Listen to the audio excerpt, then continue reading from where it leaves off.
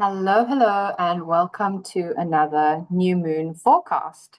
And this new moon will find us on the 1st of December, and it will be in a Sagittarius.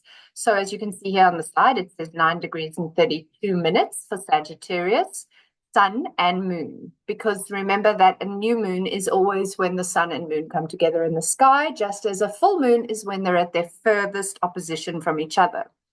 And as I've mentioned many times before, including in my last update, at full moon, the moon is so far from the sun, but she's directly opposite him. Therefore, she reflects the fullness of the light of the sun. And as the moon is really just reflecting the light of the sun, when we see the moon in different outfits, it's because the various angles that she is from the sun give her different shapes. It's a different amount of light she is able to reflect. So when we're at new moon, she's right there consumed. She's in the heart of the sun. She's consumed by him. She isn't reflecting his light. She's within his light, sort of. So this is also when we plant our seeds and we make our new moon wishes or our intentions. And I like to use all of these words, even though they kind of all mean the same thing, because I feel like for some of us, certain words hit more strongly. And I always think it's important to take the thing that resonates with you. I'm a Gemini, so for me, I love all the words. I love all words. So that's why I do use the same sort of word like seeding or intention or wishes. Basically, this is the time of the month for whichever one you want to call it for yourself.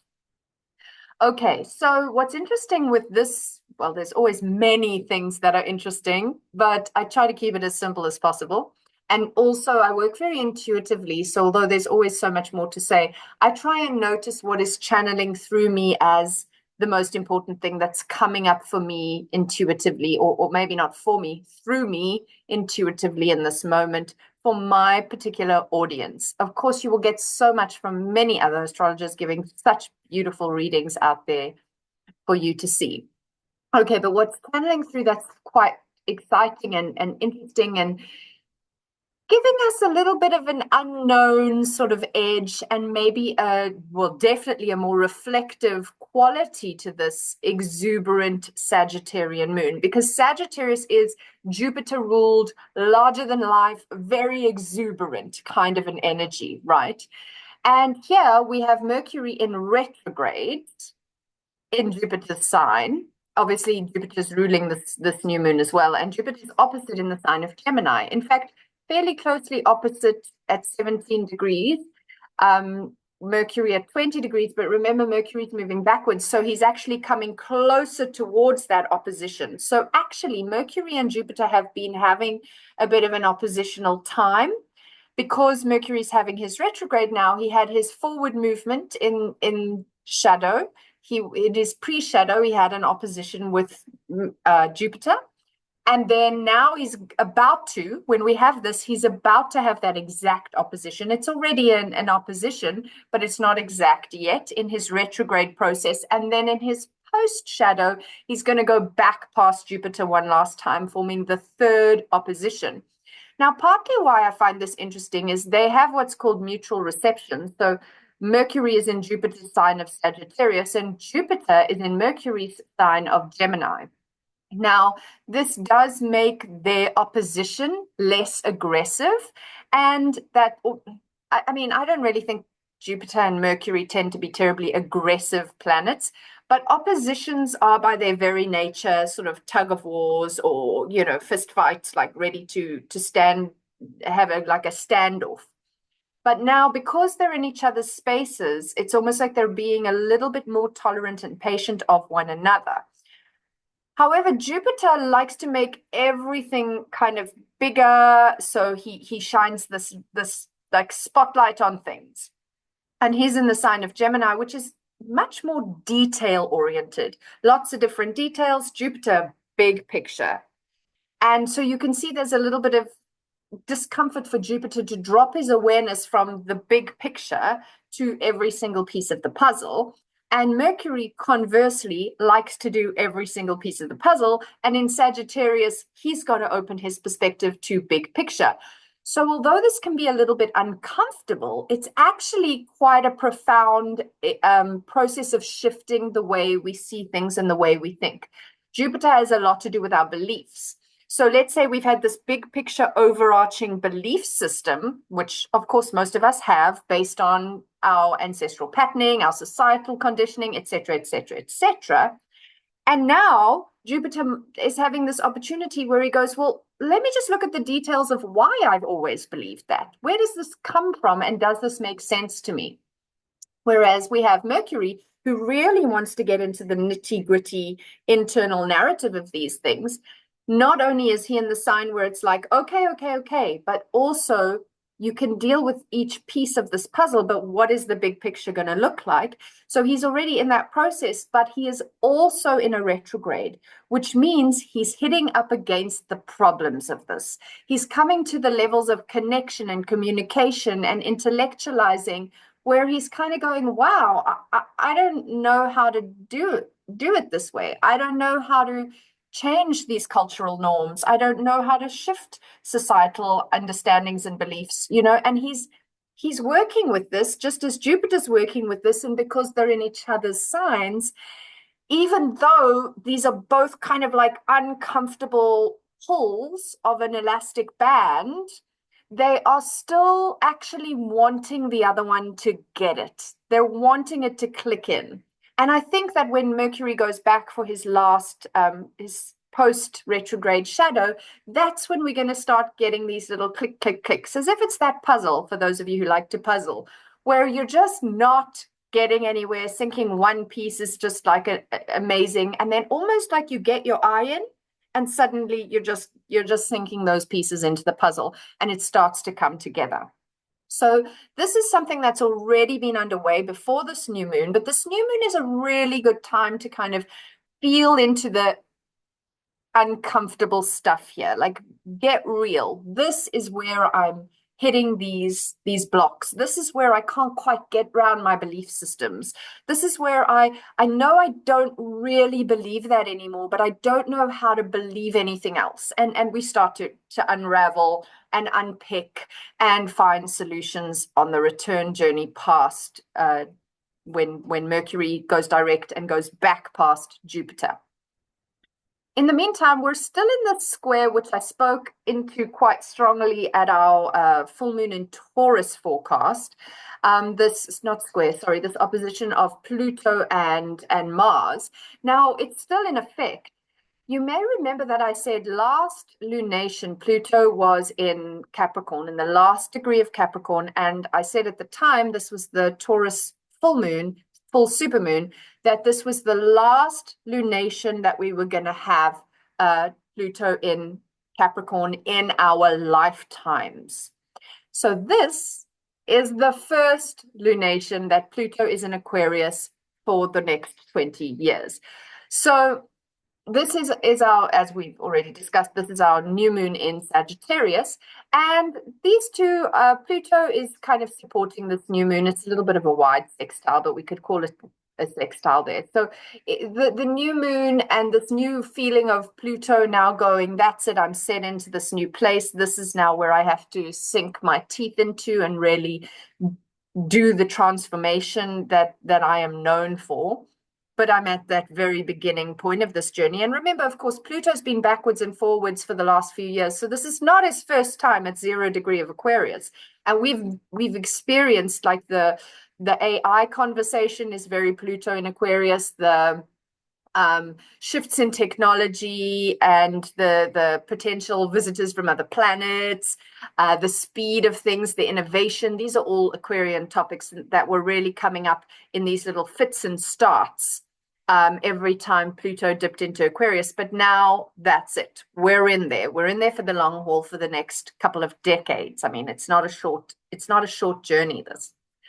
So he is already now, Pluto, in Aquarius, and he is now opposing Mars, but a little bit wider. Mars is at 5, almost 6 degrees in Leo. However, Mars is about station retrograde. So he's barely moving at this point. He's practically stopped. Not quite, but practically. And on the 6th of the month, remember, this is the first of the month, he's going to change direction himself. Remember, change direction is more of an optical illusion and metaphorical than it is literally a planet moving backwards. It appears that way, though, and in astrology, we talk about it that way. So just to be clear, the planet doesn't actually go backwards.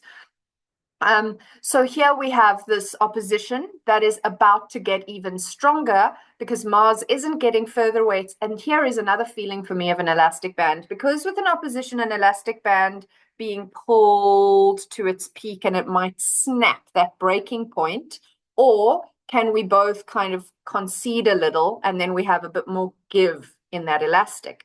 So here it feels to me at this new moon in Sagittarius as if Pluto, who may be small, but he is mighty, and he's not to be rushed, is standing there with his end of the elastic band. And Mars is a little like a toddler in one of those harnesses, like trying to run away into Leo. And he's basically gotten as far as he's gonna get, and he's now leaning into the last little stretch of that elastic. And Pluto's just patiently waiting there because he knows there's going to be the snapback of that elastic, and Mars is coming back again to get a little more close in line with that opposition, because these two still have work to do. And this is a more intense opposition than, for example, the Jupiter-Mercury one we're talking about. And these are showing up in a few lunations in a row because both of them are experiencing the faster moving planet, Mercury in the previous conversation and Mars in this conversation. The faster moving planet is having a retrograde, which means that it's taking a lot longer than it normally would for that faster moving personal planet to move on. And so the conversation and the dynamic of intensity here with Mars and Pluto is, this one is really uncomfortable. Okay, this is Pluto, as I say, he's got that, I'm going to be here for 20 years. You know, I can wait you out. you think you know what you're doing? You're going to do 10 loops around this wheel in the time that I am in this one archetype. So basically Mars takes about 2 years to get around a sign. So he's going to do 10 full circuits here. Imagine him as a sprinter while while Pluto is just eking his way through 30 degrees. So he doesn't need to rush. So that's why he has this like slow, contained power. Mars's power lies in his speed, his warrior-like momentum. And when he doesn't have that so much because he's going backwards shortly, he's kind of on a back foot. It's not a comfortable place for him. You know, no planets, maybe not no planets. I think the slower planets don't mind a retrograde as much. They spend about half of their time retrograde. So for them, it's kind of just like I do this and then I do that, and I'm just stretching both sides of the body. I'm kind of seeing like an exercise class, make sure to do it evenly, you know? Whereas for the personal planets, these retrogrades are a little more uncomfortable. And also, that's also how we experience them, because personal planets are more connected to our personality. Okay, so here we've got our get up and go is like trying to get up and go. Like I say, that toddler on the harness wanting to go and play and do what it does and punch that friend who stole their toy or whatever it is, because Mars can be a bit aggressive. And Pluto's just going, well, I'm the one holding the rein here, and you're not going anywhere because I'm not moving. And if I'm not moving, you can move all you want, and you're not going to pull me over either. So there is something that we're going to have to work out here. And again, it's that dichotomy of the archetypes of Leo and Aquarius. Leo is very much about, you know, especially with Mars there, let me break down my ego where it is extra, where it's not fair, where it's pushy, where it's lazy, where it's demanding, where it's that dictatorial leader or king, so to speak, in the sign of Leo, versus the benevolent, generous king. So it's kind of like pulling back and going, oh, I don't like these things about me. When I do this, I don't think that I'm a good person. And Pluto's sitting there saying, I want to hold on to this for the collective, because for you to be the queen of the queendom or the king of the kingdom or the ruler of the country, and that's a big conversation in itself right now, in multiple countries, but one in particular, not mine, although that's always a conversation. But yes, so that feeling of Pluto say holding Mars and Leo accountable, holding the leader accountable, and saying, all right, you can't just do whatever you want. You can't just be this way and expect no repercussions, because change is happening whether you like it or not. So Pluto's forcing that transformation for the good of all, ultimately. Okay, so that is an interesting dichotomy as well. So you can see there's that opposition and there's that opposition. And then we have a square between the new moon and Saturn. And Saturn, again, he's holding us accountable. So here we have the new moon in Jupiter, Jupiter's sign of Sagittarius, which is exuberant and positive and expansive, wants to experience all different beliefs, all different countries, all different cultures, all different foods, higher learning, higher awareness, wise, preacher, teacher kind of energy. And it's forming a square to Saturn, who's like and Saturn is in a sign of vastness as well, Pisces. These are the two Jupiter-ruled signs. So right now, Jupiter is in charge of Saturn, and he's also in charge of Sun, Moon, Mercury. So Jupiter wants things bigger, but right now, Jupiter's doing the details. Right now, Jupiter's got to bring it down to bite-sized pieces, okay? Which is quite nice with the Saturn squaring the Sun and Moon, because he's going, let's break it down, and then let's build it properly. Let's not get too carried away. But he also, because Saturn's in a sign that's very expansive and fluid, and sorry, the rain is really loud outside. I hope it's not impacting the sound. But because he's really expansive and fluid, he also doesn't quite have the level of structure and containment, Saturn that is, that he usually does have. So there is a very big dance in this chart for me between big and small, solid and fluid, ebb and flow, inhale, exhale, give, take, hurry up, wait. And that's a theme that I've seen coming up in my weekly card readings, this hurry up and wait feeling. It's like 1 minute there's this accelerated burst into something, and then suddenly it's like, I'm stuck. And it's kind of like, just be stuck, because you're processing right here and you will get on with it again shortly. Oh my goodness, the rain's even louder now. So I think that that's a very interesting square that's happening. And then, of course, the Mars, who's stationed and about to move retrograde, who we've already discussed, is forming a trine, which is an easy, graceful, flowing Jupiterian type of angle to the Sun and Moon, which is basically saying, I know that I can't quite get away from this lesson that I'm learning, but I'm going to support you while you're going through the lessons you're learning. And both of, that goes the same for the sending it in the other direction as well. The nodes are getting very close at 3 degrees of shifting. That's also something just to notice, which we already have started our eclipse shift into opposite signs, but we can start to feel the nodes moving closer to the end. And we still have that conversation that will be coming up consistently for the next while, because they're slow outer moving planets. Jupiter, this is not Jupiter, Uranus, Neptune, and Pluto are forming sextile, sextile, sextile, and a trine to each other, and just kind of holding this space for us to change. They're not very tightly in this aspect right now, but they're still in it nonetheless. And then Venus is coming up behind Pluto. She's going to be crossing the path that Pluto's just gone through, and then crossing over Pluto. So she'll be the first personal planet to come into contact with Pluto since his re-entry into Aquarius consistently. And she's quite a nice visitor to come by, because Venus is very graceful, and she's inspirational. So she's going to go to Pluto, and she's going to encourage him in his journey and be very sweet. And she will have been doing that after she's had to be a little bit like all business, which isn't really Venus's. She is quite good at business. Venus has got a lot to do with value and money, so she can be a businesswoman. but in this sign, maybe with a little less creativity and freedom than she likes. It's a bit more contained in Capricorn.